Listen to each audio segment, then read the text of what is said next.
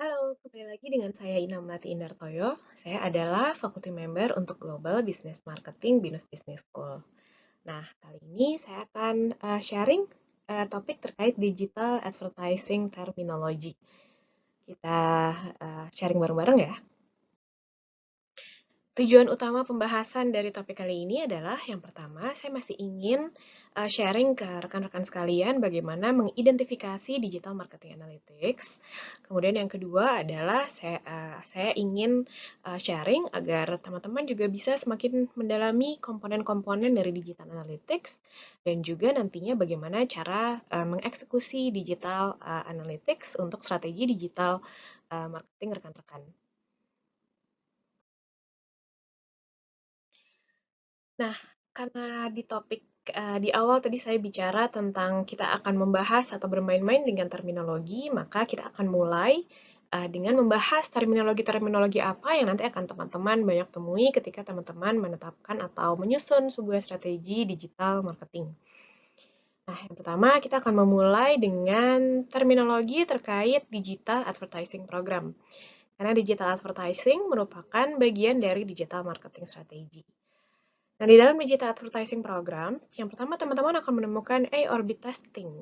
A/B testing A/B testing adalah ketika teman-teman melakukan eksperimen terkait advertising yang teman-teman bikin, apakah konsumen atau calon konsumen lebih menyukai advertising yang teman-teman bikin atau advertising yang dibuat oleh pesaing.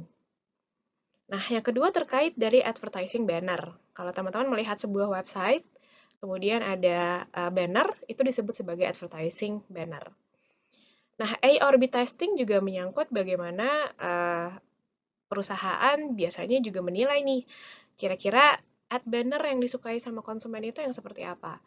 Apakah ad banner yang memiliki tema futuristik misalnya, atau ad banner yang bertema girly? Nah, itu tentu saja terkait dari produk yang dibuat ya.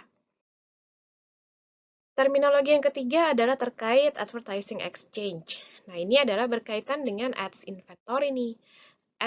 Di mana advertising exchange atau ad exchange ini memungkinkan sesama company, khususnya yang memiliki produk kategori yang sama, ini untuk saling bertukar inventory. Nah, kira-kira ads inventory yang dimaksud itu apa ya? Ads inventory adalah serving ads to visitors. Nah, ini terkait kira-kira layanan apa yang di-provide oleh sebuah perusahaan untuk visitorsnya. Nah, ini antara satu perusahaan dengan perusahaan yang lain uh, bisa saling buy and sales nih. Apalagi kalau produk kategorinya atau industrinya adalah yang memiliki bisnis model business to business. Sudah tentu ad exchange akan mungkin terjadi. Nah, kemudian adalah ad serving. Nah, apa yang dimaksud sebagai ad serving? Ad serving adalah bagaimana sebuah perusahaan itu bisa mendelivery form melalui web. Nah, ini teknikal banget ya, yang disebut sebagai ad serving. Nah, kemudian ada juga yang disebut sebagai cookie.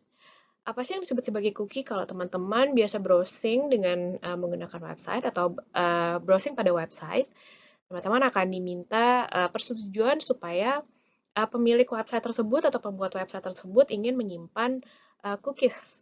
Jadi cookies dari teman-teman yang berasal dari IP address ataupun location tagging teman-teman itu akan disimpan akan ditangkap oleh web yang dimana teman-teman sedang melakukan searching atau browsing. Kemudian ada demand side platform. Nah, ini adalah system of purchase inventory. Nah, ini kalau misalnya teman-teman lagi sering, karena teman-teman work from home, kemudian teman-teman lagi sering melakukan pembelanjaan melalui online store atau e-marketplace. Nah, biasanya e-marketplace akan memiliki system of purchase inventory. Nah, ini yang disebut sebagai demand side platform. Nah, selanjutnya adalah display ads. Apa sih yang disebut sebagai display ads? Display ads itu terkait paling utama fokusnya adalah grafik. Grafik ataupun desain yang terdapat di sebuah advertising yang teman-teman bikin. Apa sih bedanya dengan ads banner? Kalau ads banner adalah tipenya, kalau display ads itu terkait dari grafik atau desain yang teman-teman bikin di advertising teman-teman. Nah, selanjutnya adalah data management platform. Data management platform adalah data to define specific audience segment. Jadi kalau misalnya teman-teman sudah memiliki sebuah website ataupun nanti teman-teman bekerja atau bahkan memiliki sebuah e-marketplace, teman-teman akan bisa mendapatkan data-data konsumen nih terkait dari perilaku konsumen teman-teman ataupun visitor teman-teman. Nah, perlu kita pahami bahwa itulah data-data itulah nanti yang akan membentuk sebuah big data nih. Jadi kalau dibilang bahwa dikatakan bahwa sekarang adalah eranya big data, nah itu ya yang disebut sebagai big data, di mana data-data yang dikumpulkan merupakan data-data yang nantinya akan menjadi visitors ataupun konsumen dari website maupun e-marketplace yang teman-teman bikin. Kemudian ada frekuensi. Frekuensi apa sih? Yang disebut sebagai frekuensi adalah number of time ads is served. Ya, jadi kira-kira berapa sih jumlah ads yang teman-teman sajikan nih. Nah, frekuensi ini juga terkait selain dari aspek teman-teman, frekuensi juga terkait dari berapa jumlah visitors yang mengklik atau melihat atau me-view advertising yang udah kita bikin. Selanjutnya adalah lookalike audience. Nah, ini terkait dari siapa saja viewers ataupun visitors dan juga potential consumers kita yang terkait dari yang ingin atau yang sudah mengunjungi website kita ataupun e-marketplace kita, pengguna dari e-marketplace kita, misalnya yang memiliki atau share segmentasi karakteristik yang sama. Kayak misalnya demographically, mereka memiliki umur yang sama, gender yang sama, ataupun secara geographically mereka berada di lokasi yang sama. Nah, itu disebut sebagai lookalike audience. Itu juga merupakan harta karun perusahaan ya. Nah, terminologi selanjutnya adalah native advertising.